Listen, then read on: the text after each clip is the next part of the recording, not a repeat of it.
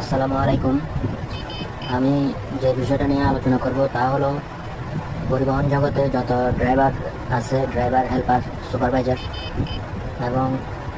non AC গাড়ি, AC গাড়ি, যে বাসগুলা, AC bus, non AC bus, local পরিবহন এবং নামি দামি পরিবহন যেগুলো বর্তমানে বাংলাদেশে আছে, যেমন আমি উদাহরণস্বরূপ নাম বলি: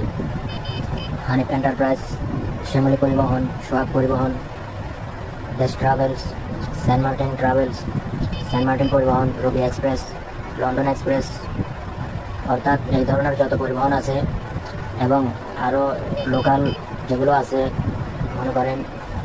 অল বাংলাদেশ যে গাড়িগুলো চলে আর কি, গ্রিন লাইন আছে, তারপরে অর্থাৎ আমি যদি বলি, মনে করেন ঢাকা থেকে চট্টগ্রাম ডাইরেক্ট গাড়িও